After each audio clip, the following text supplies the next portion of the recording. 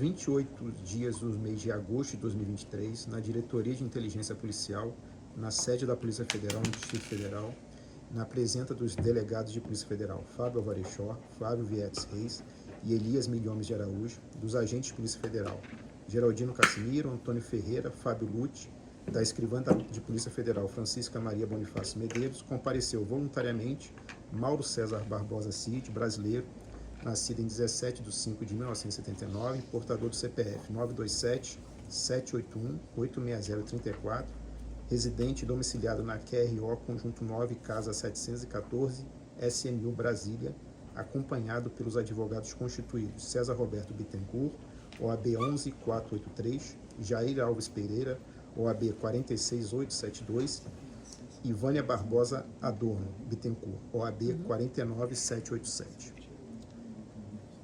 O colaborador Mauro César Barbosa Cid, assessorado por seus advogados, manifestou a intenção de colaborar nos termos da Lei 2850 de 2013 com as investigações envolvidas no âmbito dos inquéritos policiais 2020 007-5332, referente ao inquérito judicial 4781, e inquérito policial 2021 005-2061, referente ao inquérito judicial 4874, que tramitam no Supremo Tribunal Federal, relacionado aos seguintes tópicos: A. Ataques virtuais a opositores. B.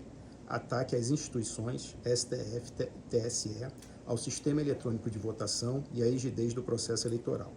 C. Tentativa de golpe de Estado e abolição violenta do Estado Democrático de Direito.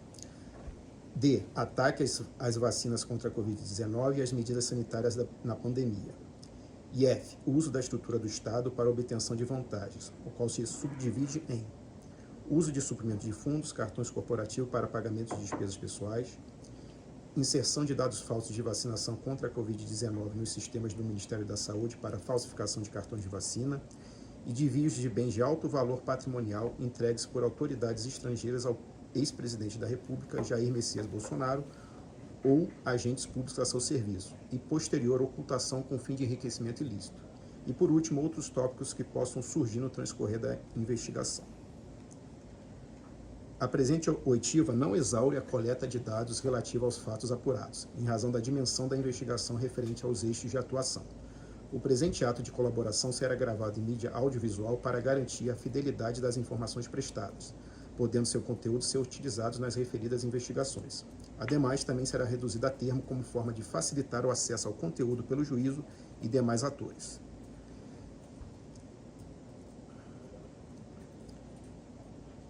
Inquirido a respeito dos fatos investigados no presente ato, o senhor Coronel Mauro Cid, na presença de seus advogados, reafirma a renúncia ao direito de permanecer em silêncio e o compromisso legal de dizer a verdade?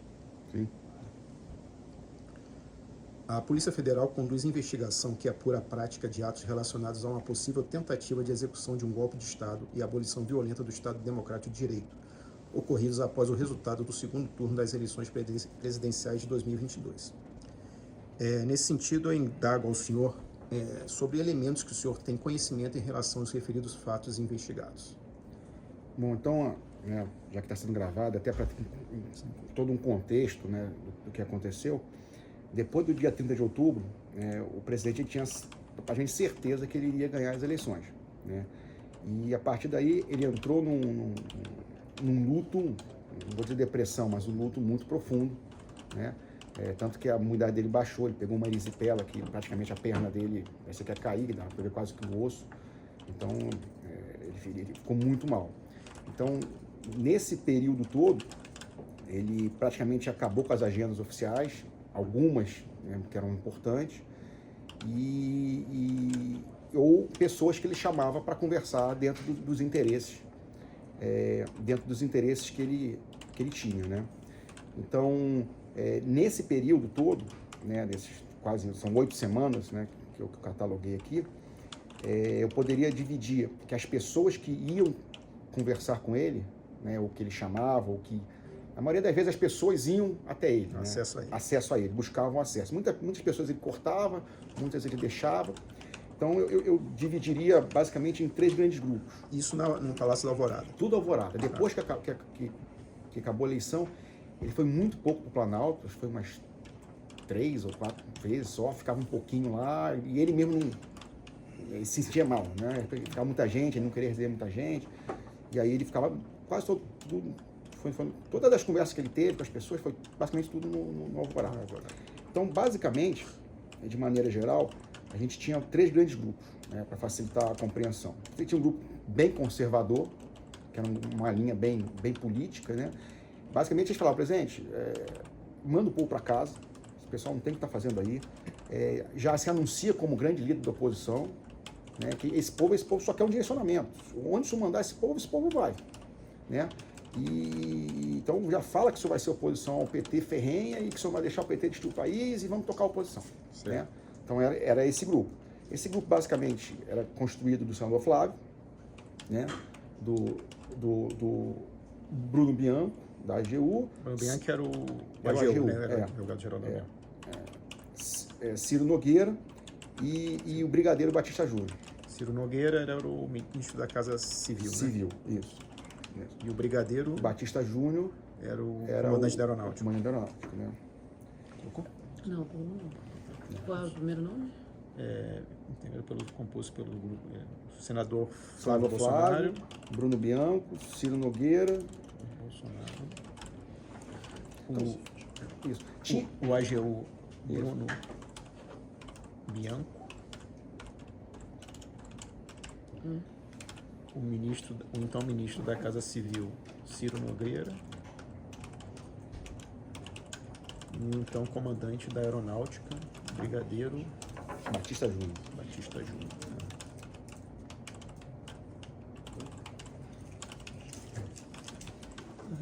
E tinha outros também que iam, mas assim, esses são... O núcleo mais o ali núcleo mais ali que estava mais próximo.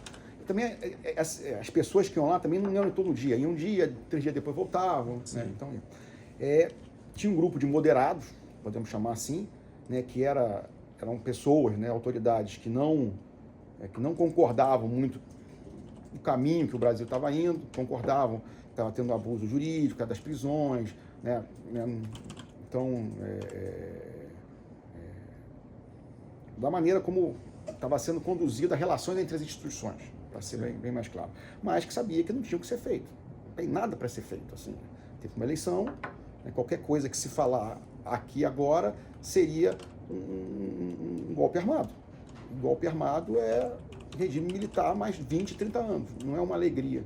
Então esse pessoal era completamente contra isso, né?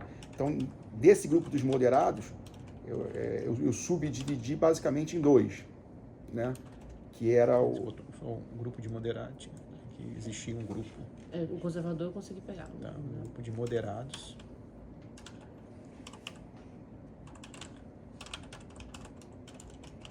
Que, apesar de não concordar com as relações institucionais, as relações entre os poderes, como estava sendo conduzido, não concordar com a condução das relações institucionais que ocorriam naquele momento no Brasil,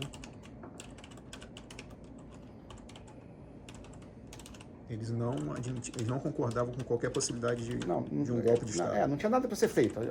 Entendiam que não teria o que ser feito diante do resultado das eleições. Não tinha nada que ser feito. Eles não concordavam? Não? São as relações institucionais que ocorriam no país.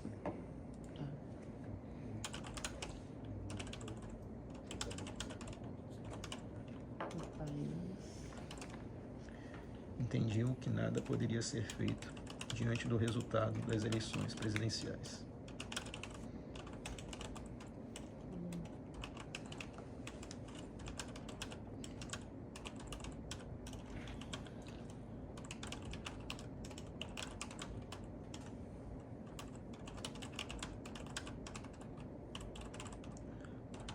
Esse grupo ele era composto...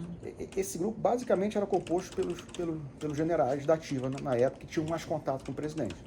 E que realmente eram as pessoas, eu acho que o presidente mais gostava de ouvir. Que eram, às vezes, dentro desse contexto psicológico que a gente vivia, com várias pressões que ele sentia, era quem pegava o presidente e trazia para uma calmaria. Na época. Certo. E quem seriam esses? Então, basicamente, era o comandante do Exército, o general Frei Gomes, né? Esse grupo era composto o comandante do Exército, o general Frei Gomes. Isso.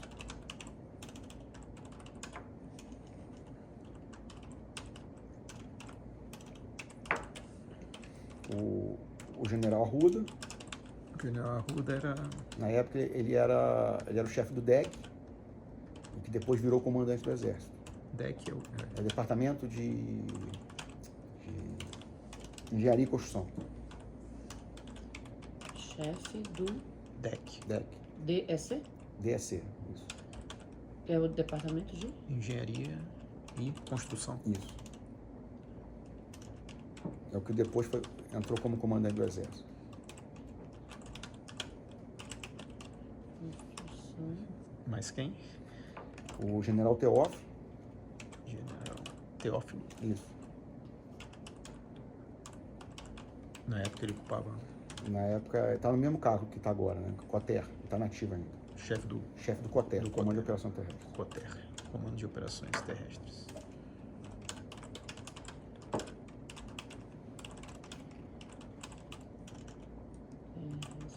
Certo. E o próprio general Paulo Sérgio, né? Que era o ministro da Defesa.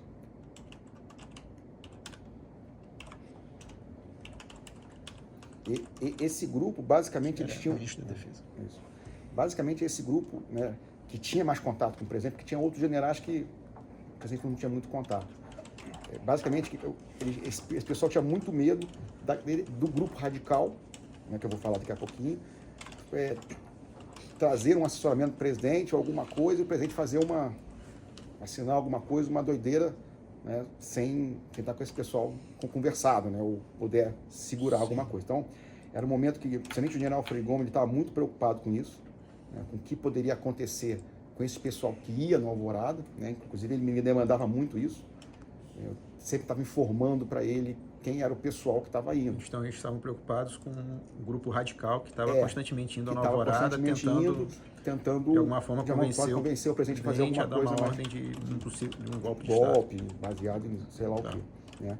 E aí o general Frei Gomes sempre estava me ligando, quando ele ouvia alguma coisa na imprensa, né, precisava sair um monte de coisa, ele me ligava, eu falava com ele, né, quase toda noite, né, às vezes tarde da noite eu ia lá falar com ele, não, general, aconteceu isso, né, o presidente está assim, o presidente está assado, e quando eu sentia, né, que o presidente estava mal, assim, né, aí eu chamava, general, vem conversar com o presidente, mais para esparecer a cabeça, né, porque uma coisa que o presidente sentia muito, né, era quando o povo começou a ir para frente da Alvorada, né, aí o povo ia lá para frente, começava a orar, ele disse, pô, eu não posso fazer nada, o que eu vou fazer para esse povo, né? Então, assim, era um sentimento meio complicado dele. E tinha outro lado também, nessa linha dos moderados que eu botei aqui, é o que falava, ó, o senhor tem que sair do país, presidente, o senhor está mal de cabeça. Que havia um outro grupo de moderados que entendia que o ex-presidente deveria sair do país. Sai daqui, vai descansar, passa uns meses fora dos Estados Unidos, refresca a cabeça, lá o senhor está cheio de apoiador, e aí depois o senhor volta, e aí o senhor vê o que o senhor vai fazer da vida do senhor. Então, inclusive, eu fui um dos que sugeri para ele, desde o começo, que ele deveria sair, até pela condição física, psicológica que ele estava nesse momento, né? E aí eu ponho alguns nomes aqui, né, mas acho que são pequenos, mas eram pessoas que, o próprio Naban Garcia, ele chegou a ser secretário da Agricultura, é um grande cara do agronegócio aí, né? Paulo Junqueira, que é um grande empresário também nessa área do agronegócio, né? Que inclusive foi o que basicamente financiou o presidente, ajudou o presidente a ficar lá nos Estados Unidos, né? Esse colaborador surgiu, deveria sair do país. Que o grupo também era composto. Isso eram mais radicais. Não, esses moderados. Moderados. Que queriam que o presidente, você tem que sair daqui, o clima está ruim aqui, o senhor está bem de cabeça. Você falou pelo esse nome, o primeiro nome que o senhor Paulo citou. Junqueira. Não, o Naban Garcia. Naban Garcia. Naban Garcia. Naban Garcia. Naban Garcia, que você falou era o... Ele chegou a ser secretário da Agricultura, algum secretário da Agricultura e amigo do presidente do agronegócio há bastante tempo. Não, era ex-secretário, então. que chegou, Naban Garcia, eu não lembro qual era. que ocupou o cargo de secretário da Agricultura.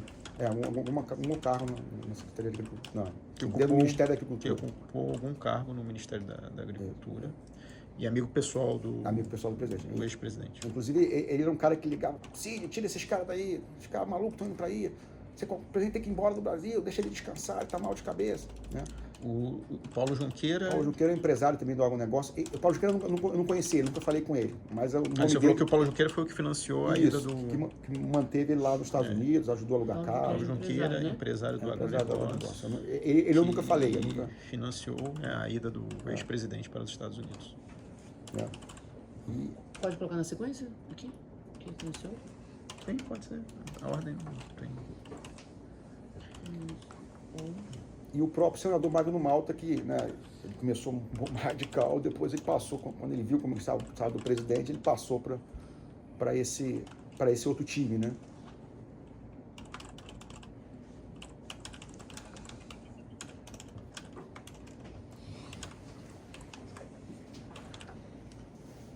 E por fim o senador Magno Malta, que inicialmente tinha uma posição mais radical.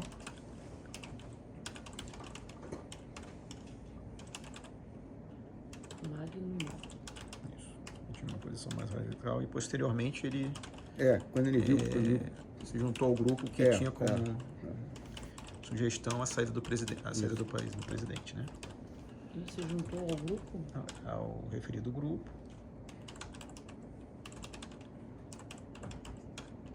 entendendo que o presidente deveria deixar o país.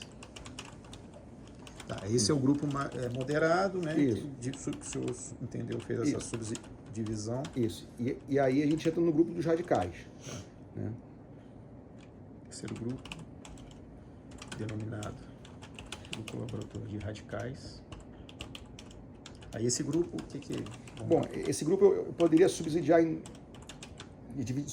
em 2 itens, né? Para ficar... Né?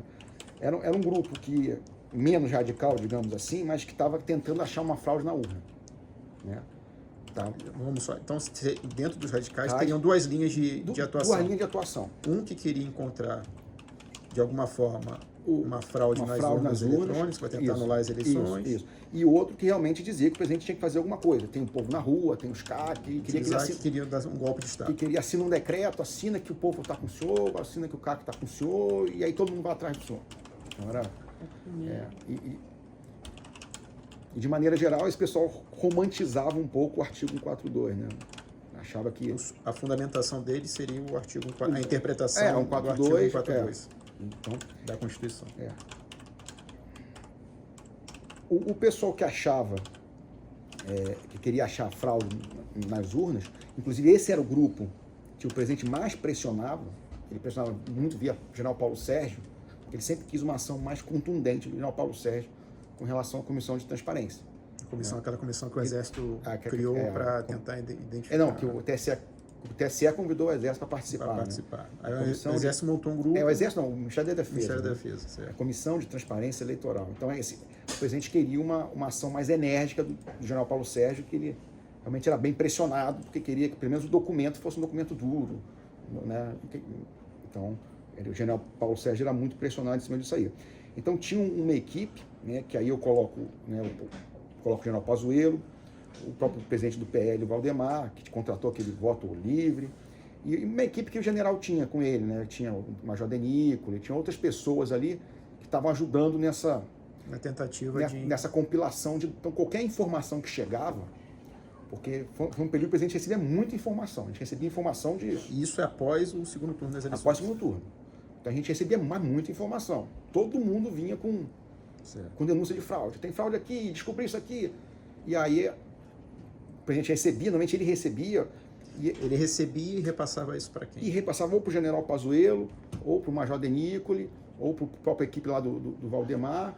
E aí eles começavam a trabalhar nos números para ver se conseguia encontrar alguma coisa. Né? Isso foi constante. Né?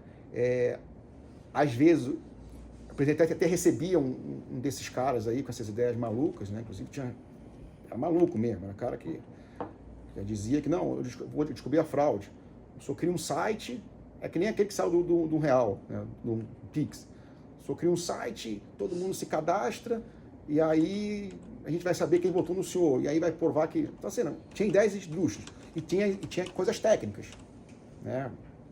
Que aí eu mandava para o pessoal do matemático lá, e eles começavam a fazer um monte de gráfico para tentar encontrar. Né? Um grande exemplo, né, que até baseou muito o Valdemar foi as urnas velhas e urnas novas. Um garoto, até um garoto, que descobriu que numa mesma sessão eleitoral, a urna nova, sei lá, o exemplo lá quando foram falar com a gente lá, né? A urna Alagoas, cidade de menos de 50 mil habitantes em Alagoas. Aí, na urna nova, o presidente ficava 50-50 com Lula. Na urna velha, o presidente perdia de 70-30, na mesma sessão. Aí o cara falou, pô, mas peraí, na mesma sessão tem o mesmo, como é que dá essa disparidade? E aí quando o pessoal jogava naqueles gráficos lá deles, parecia que tinha um batente, né? Só que foi o que o pessoal falava, né? O pessoal técnico. Tá tudo na casa da estatística. Então ele não tinha como dizer que tinha fraude. Então estava no campo da estatística. Né? E aí o presidente pressionava o general Frigon, o general Paulo Sérgio, pô, isso aqui, né?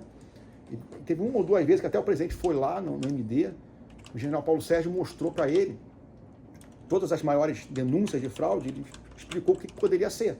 Né? Isso aqui, né?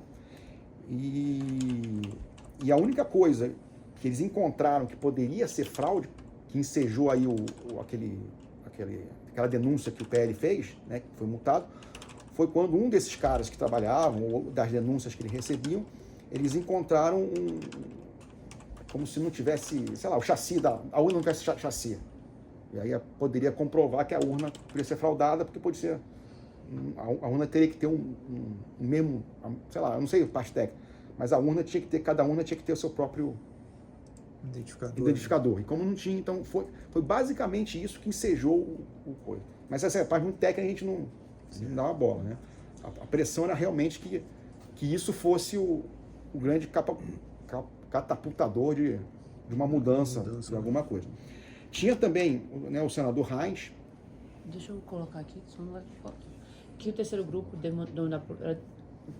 denominado pelo Collor como radicais, era dividido em dois grupos. O primeiro, menos radical, que queriam achar uma fraude nas urnas, e o segundo, que era a favor de um braço armado, como é que o senhor falou? Acho que teria um golpe mesmo, né? Eles queriam, de alguma forma, utilizar o artigo 142 para subsidiar uma decisão do presidente. Na verdade, esse pessoal, quer dizer, porque, como eu falei, quando esse pessoal entrava para falar com o presidente, eu não estava junto, mas eu sabia as conversas de bastidor, você via como o cara chegava, né? Ficava exaltado, né? E basicamente eles achavam que quando o presidente assinasse, o exército fosse tomar conta de tudo, né? Mas também não tinha que era só da ordem, que ele tinha o povo, ele tinha não sei quantos mil caques prontos para, né? E tinha o presidente daria uma ordem. Mas eu coloquei essa. Daria uma ordem? Quando o presidente desse a ordem, ele teria apoio do povo e inclusive dos CACs. Né?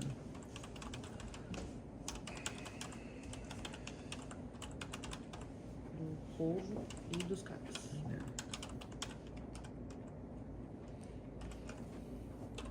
Que nessa época, após o segundo turno, recebiam muitas informações de fraudes. Que aí a gente está falando já desse primeiro grupo, né? Isso, não era interessante colocar o número dos primeiros grupos, de quem compunha o primeiro grupo primeiro?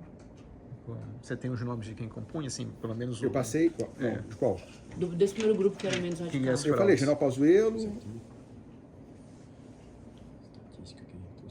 Sim, já. Então, depois deixa eu colocar aqui, que esse primeiro grupo. Que o grupo que defendia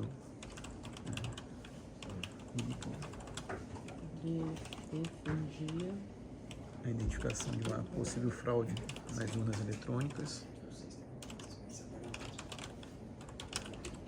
Possível fraude nas urnas. urnas era composto pelo o general Pazuello, né? O general Pazuello, o próprio O próprio presidente do PL, o presidente Valdemar da Costa Neto. Pazuello com 2 Es? Pazuello. Acho que com 2 E's e 2 L's, eu acho. Pazuello, pelo presidente do PL, Valdemar da Costa Neto. E aí o senhor citou, mas quem? Tinha uma Major Denícoli, assim, mas tá tudo meio, tudo uma equipezinha abaixo do general Pazuello e Mas pelo Major Denícoli. Denícoli,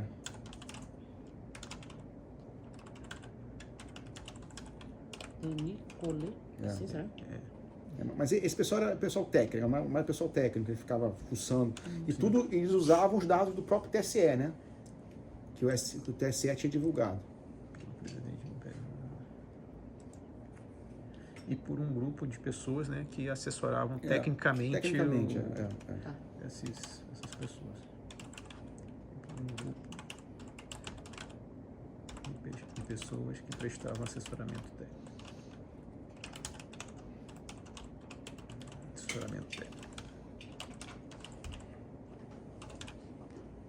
Que nessa época, após o segundo turno, recebi muitas informações de fraudes. Que o presidente repassava as informações para o general Paulo Sérgio? Ou para o Pazuello mesmo? Como é que funcionava essa... Ele passava para os dois, ele pressionava... E para... Ele passava para os integrantes desse grupo, seria isso, né? Só que o general, assim, era meio instante, né? O general Pazuello estava num canto, o general Paulo Sérgio no outro. Aí a pressão era... Como é que eu ponho? Que o presidente repassava essas informações, para o general Pazuello e para o general Paulo Sérgio. Repassava as possíveis denúncias que apareciam sobre fraude na urna. As denúncias sobre fraude nas urnas para o general Paulo Sérgio e para o general Pazuello. Para que eles pudessem apurar. Isso.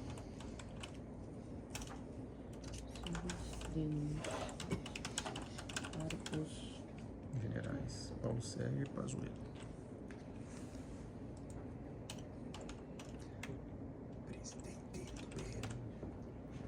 A gente vai corrigir. Ela vai corrigir depois. E Paulo Sérgio.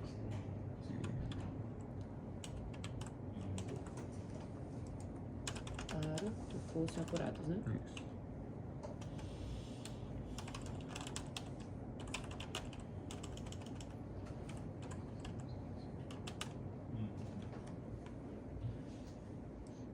Tira. Sim. Tá. Aí, continuamos. E passava essas informações. E aí, tem mais algum dado ali em relação a esse núcleo de pessoas? Não, assim, e eles estavam tentando de alguma forma encontrar algo que realmente tivesse substância que pudesse comprovar uma fraude, né? Mas basicamente tudo que tinha era estatísticas. Que o grupo tentava encontrar algum elemento concreto de fraude, mas basicamente tinham dados estatísticos. E aí o general Paulo Sérgio fala, presidente, é isso aqui. Mas você sempre tinha uma explicação por que aquilo aconteceu, né? E aí ele... Ou seja, o grupo não conseguiu identificar nenhuma fraude em relação Não, era estatística. A única coisa que eles identificaram foi aquela do código. É o que ensejou a denúncia. Tecnicamente, Acho que é um dos logs tinha o mesmo nome do arquivo. Eu acho que esse log era diferente, mas o arquivo tinha um... eu acho que era isso, né? Era basicamente isso. Isso foi a única coisa mais substancial que eles conseguiram encontrar. O resto era estatística. Poderia parecer, você olha assim e fala, caramba, tem coisa aí, mas... Nenhuma Essa fraude. que o PL fez aquela entrevista, né? Aquela coletiva. Foi aquela coletiva, Não, contratou aquele fraude voto nas legal, urnas, o voto livre, não apenas sei, dados aquelas empresas lá. Ah, quer que eu tire a parte de cima? Não, então pode deixar nenhuma fraude. Isso. Nas urnas. Pronto. Bom, aí a outra parte desse grupo radical, Isso, aí tinha um grupo mais radical, né? que é o... Não, tem o senador Reis também, que vai falar do senador Reis. sim. Tem mais um O integrante. senador Reis, dentro dessa ideia das urnas, ele trouxe, mas também era meio que jurídico, né? Ele dizia que como... Escreve depois a gente... Acho que é com H. Reis é com H. H. H, Hotel Eco, Índia, Novembro, Zulu, eu acho. Hotel Eco, Índia, Novembro, Zulu. Novembro, Zulu. Isso. Acho que é igual a mãe. Exato. Então, ele usava foi até um documento, acho até que o senhor tinha achado no meu celular também, que ele mandou, era um documento do Ministério Público Militar que mais ou menos dizia que, como estava em GLO, pelo GVA, Garantia da Votação e Apuração, as Forças Armadas poderiam pegar uma urna e ela fazer o teste da urna sem autorização do Ministério Alexandre de Moraes. Tá. Então, E o senador Renzo usava um documento do Ministério Público Militar que permitia. afirmava... Não, ele dizia que, como estava em GLO, Que- o Exército também se responsabilizaria pela votação e apuração. como As a Forças GLO no país inteiro. Porque toda eleição, isso aí desde que eu sou tenente, é decretado GLO para garantir a Como o votação. país estava em GLO, Isso, para a garantia da votação. para a garantia da votação,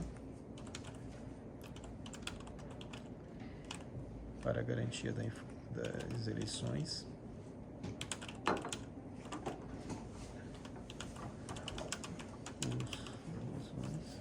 o senador, né, entendia Entendia que as Forças que as Armadas Forças Armadas poderiam pegaram uma urna, pegar né? uma urna eletrônica E testar a urna propriamente dito. sem autorização do TSE ou de qualquer instância judicial e realizar testes para Isso. confirmar a E integridade. das urnas, né? Porque era uma Ou das, não. era uma das coisas que o Exército reclamava, né? Ele não conseguiu pegar a urna e ele vê a urna propriamente Sem dita e fazer teste autorização naquela do urna. TSE ou de qualquer instância judicial para realizar testes, para a realização de testes, Isso. Judicial para realizar. para a realização de testes de integridade. E aí o senador, bem ou mal, né? Um minutinho que o sistema está salvando aqui. Você não está Não, falando calma, hoje, não? padrão. Não, estou fazendo aqui. Eu colo lá. Realização de testes. De testes de integridade.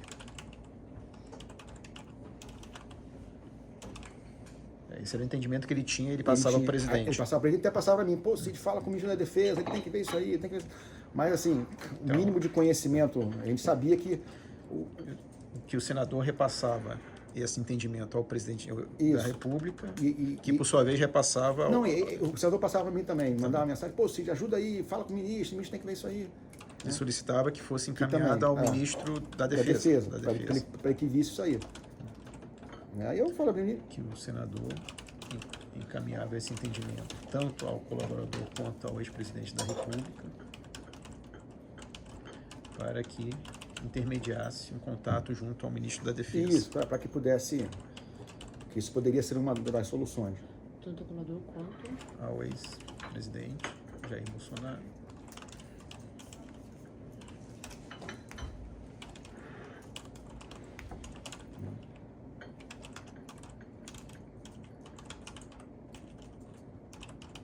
Para que repassasse esse entendimento ao ministro da Defesa. Só que isso, ninguém deu muita bola, porque todo mundo sabia que o GVA, a garantia da votação e apuração, era simplesmente por segurança física. Era o militar fazendo a segurança, não o militar cuidando da apuração. Mas o presidente também solicitou que você verificasse junto ao ministro da Defesa essa situação. Quando eu falei com o presidente não deu bola. Não deu. Não deu bola. Então, Presidente, isso aqui essa é linha de atuação ele não... essa aí essa aí não foi nem para frente, porque eu falei, presidente, isso aqui, desde quando eu era tenente, eu fazia a segurança da apuração e da votação, mas o Exército nunca teve a responsabilidade de... O presidente não encampou esse nunca- entendimento, né? Então, isso aí a gente já cortava na fonte. Só essa daqui. Pode. Coronel, uma pergunta. O senhor mencionou uma situação de estatísticas que eles entenderam como fraude. Isso. Quem é que apresentou essa estatística para o presidente? Não, a estatística, ele pegava os números Uhum. e aí começavam a fazer gráficos, os números. Sim, E aí eles chegavam, aí a quem levou para o presidente, sim. eu acho que era até o Denícoli. O presidente falava muito com o Denícoli. Eles fizeram um gráficozinho, né? Aí dando exemplo, com cidades de menos de 50 mil habitantes. Então, vou botar aqui os, Eu acho que esse documento rodou pela internet. os dados estatísticos. Mas aqui ou lá na Um frente? jovem hacker, seria interessante mencionar, se o senhor se recordar, Não. Que primeiramente descobriu a questão da Não, disparidade. mas não era assim, eu não sei se não conheço, eu não sei se era hacker. Ah, que não, um estudioso. Não, um garoto que Pode ser lá, né? estava querendo apoiar o presidente e estava pegando. O que o pessoal estava fazendo? Eles estavam pegando os números do TSE e estavam rodando em vários computadores para tentar encontrar alguma coisa que pudesse ser fraude. Tá, né? porque uma pergunta, posso? Pois não. Perdão, tá? Seguinte, teve uma situação de investigação nossa que teria sido levantado alguns locais onde o presidente Lula teria recebido mais que 75% dos votos. Isso. O senhor acompanhou isso? Não, isso nunca chegou ao presidente. Assim, esse estudo ou esse documento, pelo menos eu não vi. Eu não vi. Ele está falando do diretor da PRF, né? O nome dele? Silvio Ney. Esse documento, o ministro Anderson teve algumas vezes com o presidente, né? Mas depois umas 2 ou 3 vezes. Mas eu não sei o que eles foram tratados e nem ele falou nada comigo. Ele simplesmente entrava, tratava o presidente e saía. Pós-eleição, né? Antes da eleição, o Sidney Vasquez, ele era politizado, né? Ele estava sempre carro de som com o presidente. Tudo que era evento político, ele estava. Né? Ele estava bem politizado, sempre gravava vídeo com o presidente, tirava foto. O ministro Anderson, não. Pouco, quase nada. Mas o Sidney, sim. Teve algumas vezes com o presidente nesse período pré-eleitoral, teve, mas eu também não sei o que eles tratavam, né? Mas realmente esse negócio de compra de votos era uma preocupação constante do presidente. Não foi só nesse período. Ele reclamava disso, mas reclamava de maneira genérica no almoço ou no café da manhã, em reuniões, né? Ele reclamava, como é que a gente não consegue pegar, né? Compra de votos sempre teve, né? Mas nunca. Eu não vi nenhuma ordem para ele fazer e nem vi o senhor não participou dessas reuniões que ocorreram entre o ex-ministro da Justiça, Anderson Torres, e o presidente? Não, eu não sei, eu não posso confirmar se eles trataram, até porque eu reafirmo, eu não entrava nas reuniões. O que eu sabia era o clima, os bastidores ali, mas quando começava a reunião eu não participava. Nem com generais, muito menos com generais, né? Nem com os apoiadores que iam lá. A gente sempre... Aí eu coloquei que o grupo tentava encontrar algum elemento concreto de fraude, mas a maioria era explicada por questões estatísticas. Que as informações estatísticas foram tratadas com o Major Denicoli. Ele quem geralmente trazia esses dados. Ao ex-presidente. Inclusive, esse rodou na internet porque eles tinham uma ligação com aquele argentino, não tinha um argentino que estava... Então essas informações acabavam sendo e espalhavam, e aí entravam na rede de mídia social, né? Aí o grupo mais radical, aí que a gente falou do grupo que queria a questão da identificação da fraude nas urnas. Aí tem outro grupo que é o grupo, a gente já falou, o último que a gente citou aqui foi o senador, né? O Renzi, que tinha aquele entendimento que queria utilizar a GLO como uma forma do Exército, autorizar o Exército a pegar as urnas sem qualquer anuência do Poder Judiciário e realizar os testes de integridade. Aí, A noção que era composta, essa parte mais radical. Não, a gente vai entrar agora, né? Isso, Aí tinha uma ala mais radical que realmente falava que o presidente tinha que fazer uma coisa. Tinha que ter uma ação. Que ele tinha uma força isso a gente já botou lá em cima, né? Já. Aí, quem compunha esse grupo?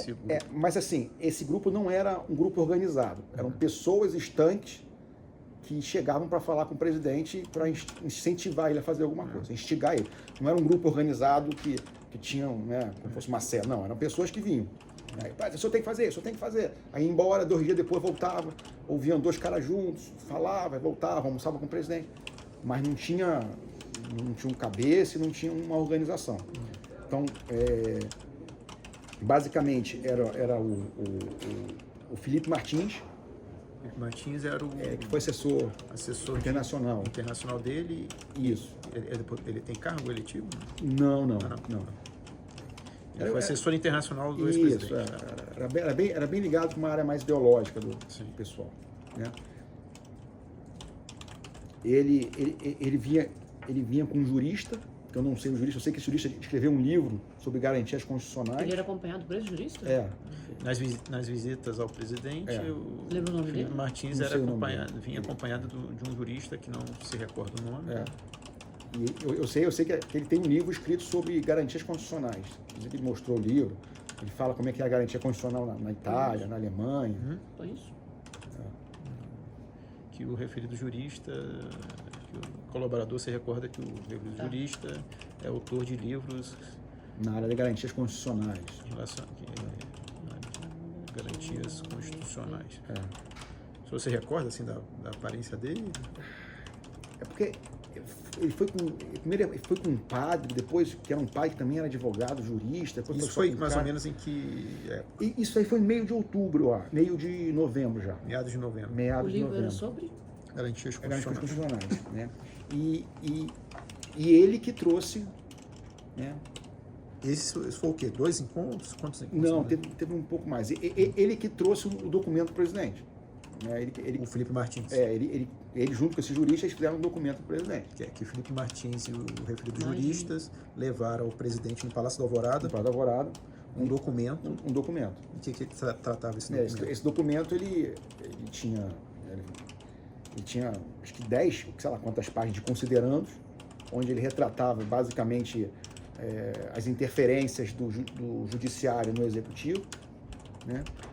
E aí era um decreto que no final dava um monte de ordem, né? Começava com... Na verdade, prendia todo mundo. Prendia Alexandre de Moraes, prendia os ministros todos, prendia o Roger... Saia prendendo todo mundo.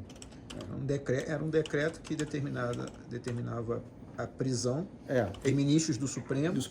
Alguns ministros do Supremo, acho que do senador Rodrigo Pacheco, de todo mundo, de todos que de alguma forma atrapalharam o presidente. Aí decretava novas eleições. Tinha vários índices, mas não... Novas eleições, tinha intervenção militar. Ele não dava ordem, ele não dizia quem... ele não dizia quem ia fazer, ele só dizia o que fazer, mas como fazer ele não falava. Né? Aí falava que ia ser... Como é que é? O fundamento era o quê? O A142 também? Não, é que eu não esmiucei, só vi por alto, né? Mas ele não... Eu acho que ele não dava... Nos considerandos, acho que ele falava como é que ele chegava, mas tanto que ele não dava ordem para ninguém. Determina que o exército, não tinha isso, era só prende, institui uma nova comissão de voto, faz em 90 dias uma nova banca de confecção de voto, era assim, era basicamente isso. Mas vamos voltar aqui. Apresentaram esse documento ao presidente, que decretava diversas ordens, entre elas prisões de ministros do Supremo Tribunal Federal.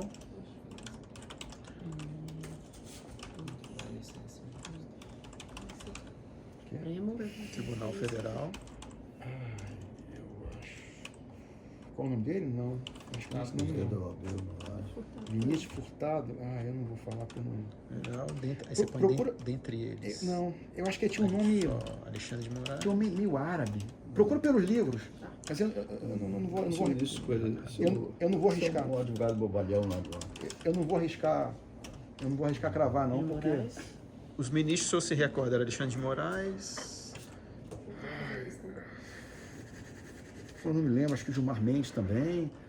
Todos os ministros que de alguma forma... Gilmar Mendes... Eu não vou lembrar. Fachin, acho que todos mais da linha ideológica. Eu não vou lembrar. Mas era prender quase todo mundo. Né? Até o Rodrigo Pacheco mandava prender. Determinava também a prisão do presidente do Senado, Rodrigo Pacheco. Determinava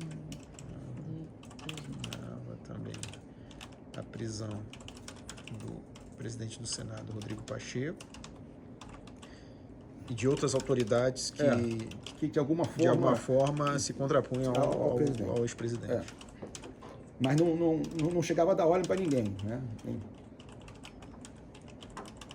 Eles chegaram e apresentavam esse documento pronto para o presidente. Estava pronto. Estava lá, chegou. Chegou, pediu para falar com o presidente, estava lá, entrou. Felipe Martins, esse jurista. Eram os dois. Eram dois.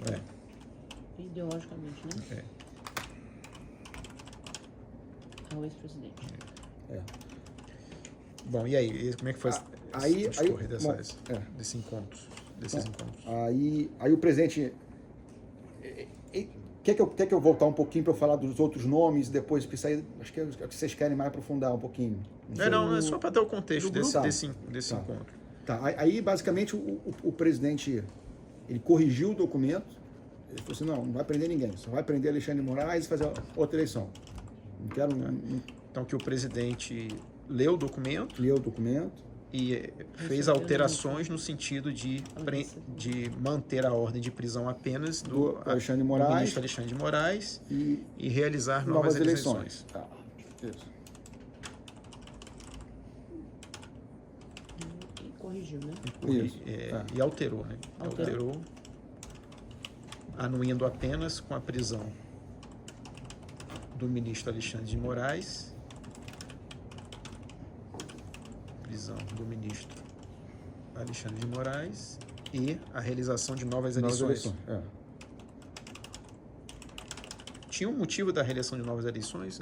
Qual era a É justificativa? porque assim, toda a linha do presidente Era que houve era que houve fraude. fraude, em Então, decorrência de fraude então eleitoral. a linha do presidente toda era essa. Ele queria, de alguma forma, que ele conseguisse o voto impresso. Que aí ele mostraria que houve fraude e que ele ganhou. Eleições Com fraude? devido à fraude no E pleito. ele assinou o documento? Não. Fraude no pleito. Tá, aí ele fez essa correção. Ele fez a correção, aí eu tomei ciência do documento quando o Felipe Martins ele quis corrigir o documento no meu computador. Eu falei, não, O documento chegou lá digitalmente. digital no computador dele. Ele tinha impresso, teve impresso e tinha no computador. O presidente corrigiu no Ele levou um notebook, notebook dele. Aí ele queria... que o documento foi levado impresso e também digitalmente no computador de Felipe Martins. Isso, e aí ele queria corrigir no meu computador para acabar. Eu falei, cara, não vou botar esse documento no meu computador, não. Vai lá no canto e tu faz e mostra para ele depois. Aí tanto que aquele dia ele foi embora. Ele não corrigiu na hora ali? Não, ele foi embora e corrigiu depois. Né? Aí no outro dia, agora não vou lembrar o espaço de tempo, né? Ele trouxe de novo o documento, o presidente leu de novo. Alguns dias depois. Alguns dias depois, acho que uns 3 ou 4 dias. Alguns dias depois, o Felipe Martins, ele foi novamente junto com o jurista ou só ele? Ele e o jurista. Alguns dias depois, o Felipe Martins e o jurista encontraram novamente o presidente no Palácio da Alvorada e encaminharam um documento corrigido. E mostraram o documento para ele. Aí, o que o presidente fez? Ele pediu para chamar os generais. Né? Só que aí ele não mostrou o documento todo, ele só mostrou os considerandos. Eu sei disso porque... Ou seja, a fundamentação do ato final. Só a fundamentação. Sem dar a ciência do que seria o ato final. Sem dar ciência. Então, nessa reunião eu participei, porque eu era o cara que passava o computador, né? Eu que ligava, instalava o computador, e o Felipe Martins foi explicando cada item. Então, só para entender, então nessa reunião, foi no mesmo dia que o Felipe Martins Não, retornou? foi um dia depois. Ou seja, o Felipe Martins, ele volta no Palácio da Alvorada, mostra o documento corrigido, né? O presidente recebe esse documento, fica com ele. Isso. Tá. Isso. Aí, diante disso, outro dia ele convoca uma reunião com os generais. Eu acho agora, eu não sei se, eu acho que foi os 3 comandantes, o general o almirante Garnier, o general Freire Gomes e o brigadeiro Batista Júnior. Das 3 forças. Isso. O ministro da Defesa estava, não?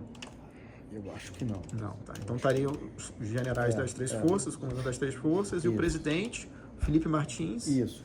E eu estava E você estava ali porque estava operando coisa. E aí, a apresentação, né? Ele botou isso no computador e aí caiu, o Felipe Batista começou a falar. Né? Aí ele apresentou apenas os considerandos, Só os sem considerandos, o ato final.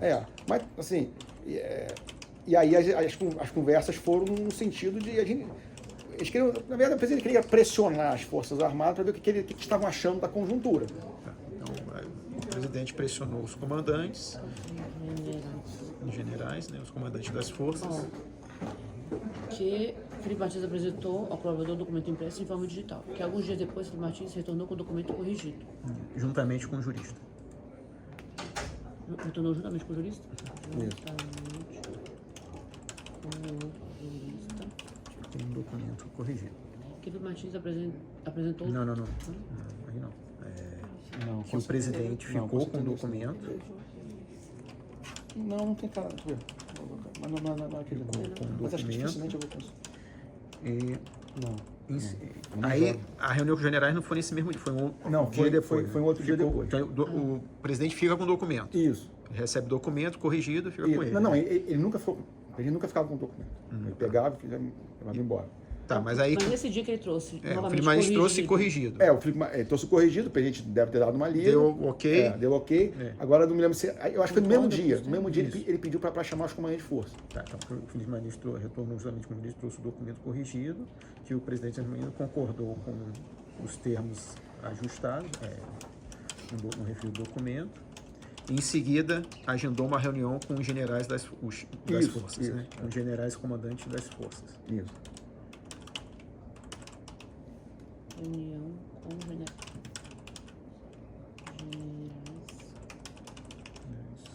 Comandantes das forças. Essa reunião foi nesse mesmo dia? Eu acho que foi. É. Eu acho que foi. Acho que foi no mesmo dia.